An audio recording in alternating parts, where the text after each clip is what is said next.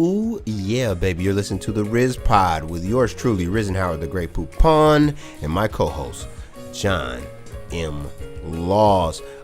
We're in our final segment talking about and reviewing the movie 48 Hours, Eddie Murphy's first film. One of the things I do want to reiterate is that this week we are brought to you by the Sherman Park Barber Lounge. My man Flip will get you right, okay? 3804 West Burleigh Street. Walk-ins are cool. I repeat, walk-ins are cool. Come on in, get your hair done. He do the texturizer. He do the straight up cuts. I done seen dude put circles and squiggly lines in people's hair. It'd be straight up modern art. Right. You get what I'm saying? So head on over there and get yourself right. That goes for the ladies too. He's a stylist as well as a barber.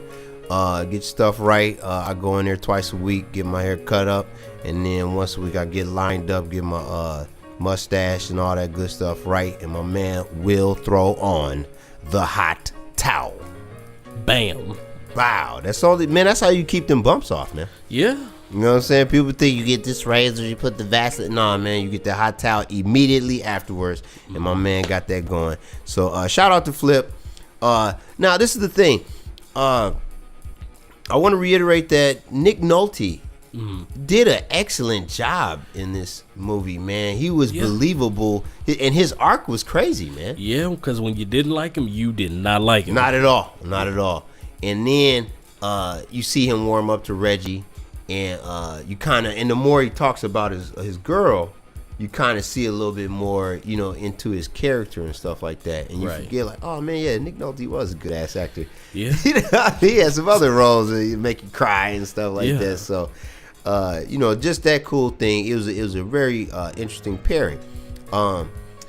Also, Reggie Hammond. Yeah, that character had a real interesting arc. Cause you see at the end of the film when he runs off, like, cause they split up. Mm-hmm. And he is following Luther, the man with the money. Right. He's following him alone.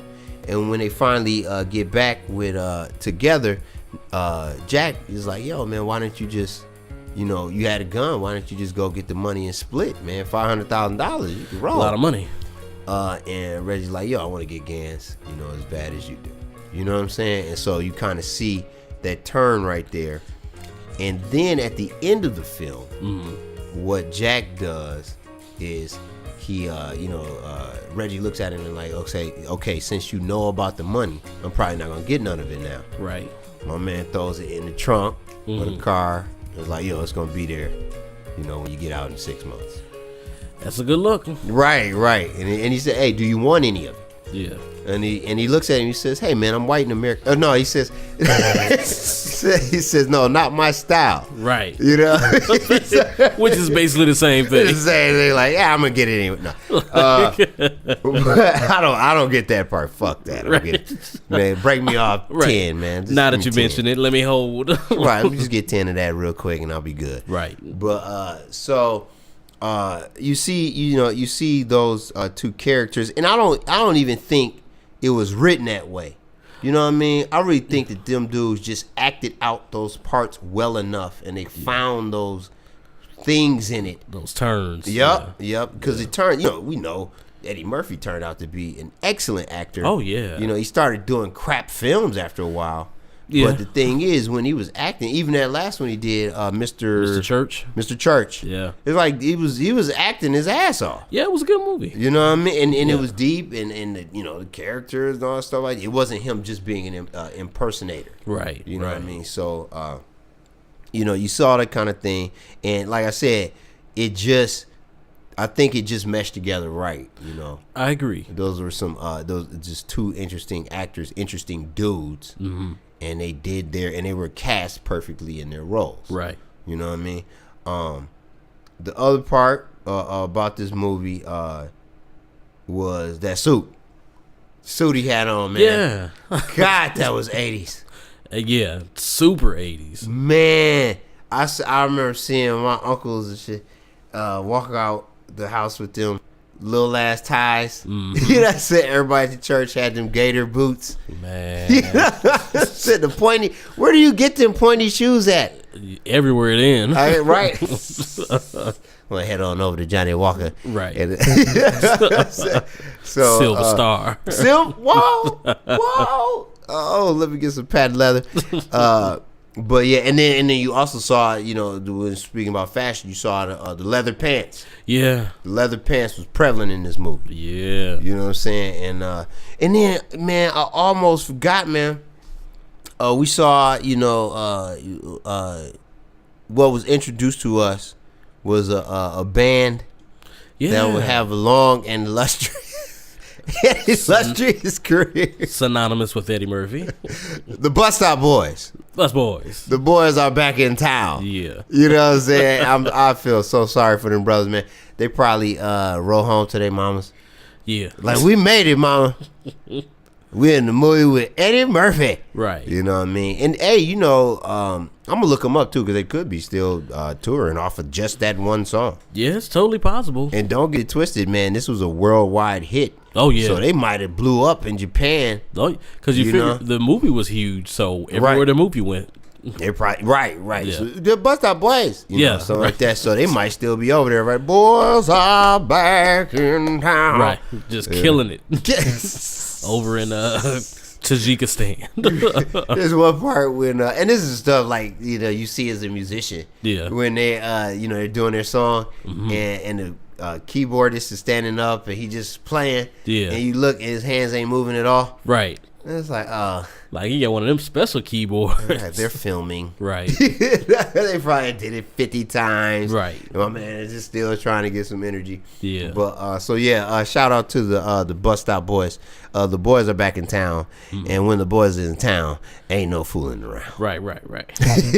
And they all right. And they did Delirious too. Yeah. Right. They were like they were opened up. at the beginning. So I think they might have opened for Eddie tons of times after that for Probably comedy on shows. that tour. Right. Yeah, probably on that actual tour. So you figure they got depending on how their contracts were structured, they got the soundtrack money, they got the live performance money for playing during the movie, and then the Delirious stuff. So they did all right. Yeah, hey man, shoot. Like I said, it's better to have one Yeah. than none. Never lied. You know what I'm saying? Now, this is the thing, man. We forgot last week to rate A Thin Line. But I think you could tell from our discussion that I would have gave it a 5. Yeah. You know, out of 1 to 5, 1 being bad, 5 being great, I would have gave it a 5. I'm sure. Yeah, I probably would have given it a 5 just on the strength of not comparing it to overall films as a whole, but comparing it to the films that were out at that time. Yeah. For especially those with black people as featured characters. Yeah, definitely. Yeah, and that's the thing that I'm rating on, because I'm not rating on, you know, what makes a good film. And I'm rating on how it make me feel. Right. You know what I mean? The Thin emotional Line draw. was a movie that made me feel good. Yeah. Friday was a movie that made, especially as a young brother, it made me feel good as a brother, you know, and it was relatable and all that kind of stuff. Yeah. Now, that's the thing with 48 Hours. It's funny. Yeah.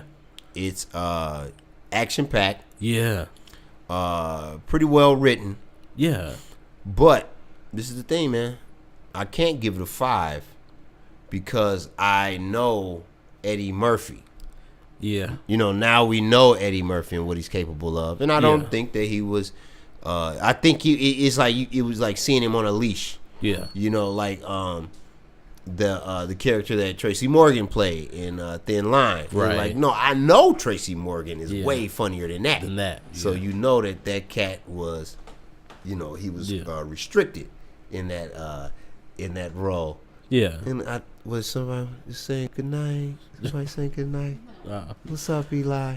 Well, yeah, I would if I had to, I want to say I would give it a 5, but with the honorable mention, because when you factor in things like the arc of the story, and when you factor in things like, for me, I'm considering that Eddie Murphy made this movie and took the character from where it started off initially to prove a bigger picture, which I think he did with his later movies. So on the page, his character was probably a whole lot more shallow. Yeah, I think on the page it probably was way worse because you see the framework. The only person that had any importance in the movie was Jack Cates. Very true. Everybody else was a set piece. Reggie was just the token black dude, right? The token black criminal. This wasn't his film, right? All the women were set pieces used to, use them up, toss them down. The Indian was just an Indian in name. He was a nondescript Indian, no tribe, no nothing. Right. And then the white, the Gant was just a criminal. He represented crime. Crime. That's it. Yeah, blanket crime. Crime. Yeah. So Luther was a punk. Yeah. This is the punk got caught up with the wrong crowd. Right. All that kind of stuff in over his head. So you're right. But as far as myself, what I would rate this film overall, I'd give it a 4, a 3.5, 4. Yeah. Because it's like, it was great to watch it again, and it made me nostalgic and stuff like that. But it's not something I would watch a million times.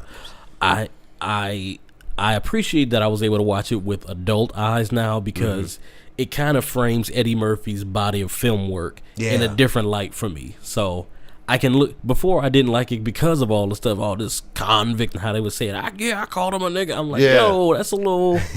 But when you frame it in the context of this was the first one, this was the second one, you see the steps. So I'm like, I'll give credit for the steps on there. Now, if Eddie Murphy ended up not being nothing beyond that, I might say, well, no, that was kind of a waste. What is this crap? Right. I feel you. So, hey, so you're saying your overall rating is? I'm gonna give him a 5 with all the addendums on there. Okay, and I'm saying 3.5, 4. If you got an issue with any of our ratings, you can hit us up at therizpod@yahoo.com. TheRizPod.com. Hey man, that looks like all the time we have this week, but I think we did another one. I would say that one is done as well. Man, it's always a pleasure sitting up here. Thanks for allowing me in your home studio, to tape these podcasts. And Rizeners and Rizenettes. Like I said, questions, comments, concerns, corrections, send them to therizpod@yahoo.com. And we'll holler at y'all again next week. And look out for the we'll do a visual podcast this week too with our performances Friday night and or Saturday night and Sunday during the day. So holler at y'all later. Peace.